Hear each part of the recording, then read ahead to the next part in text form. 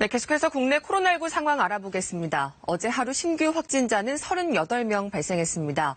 주말 이틀 동안 50명대로 발표가 됐다가 다소 줄긴 했지만 특히 오늘부터 전체 학생이 등교 대상이 되기 때문에 긴장을 늦출 수 없는 상황입니다. 자, 재난방송센터 연결해보죠. 이혜진 기자, 확진자 현황부터 알아볼까요? 네, 오늘 0시 기준으로 국내 코로나19 누적 확진자는 모두 11,814명입니다. 어제보다는 38명이 늘었습니다.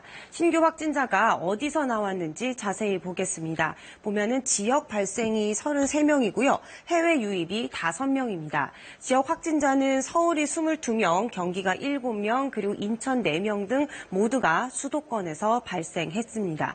계속해서 수도권에서 신규 확진자가 집중되고 있는 건데요. 지난달 말부터 하루에 30명에서 많은 날에는 60명까지 하루에 확진자가 늘고 있습니다. 지금 수도권의 증가세만 놓고 보면요. 국내 코로나19가 가파르게 확산하던 지난 3월과 비슷한 상황입니다.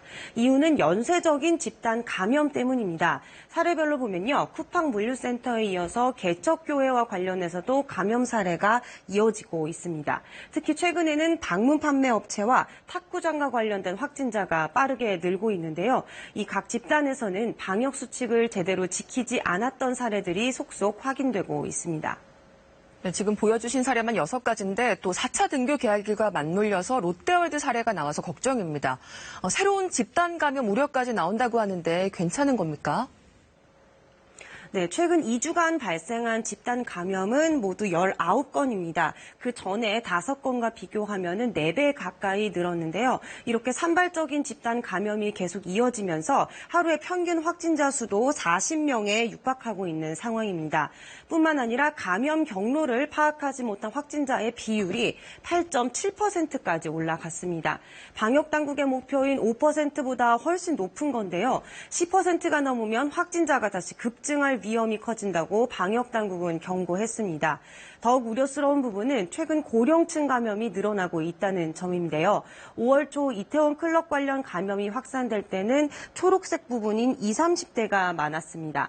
그런데 최근에는 종교 모임과 방문 판매 관련 감염이 늘면서 여기 파란색의 40대 이상 그리고 보라색의 65세 이상 고령층의 확진자 비율이 높아졌습니다.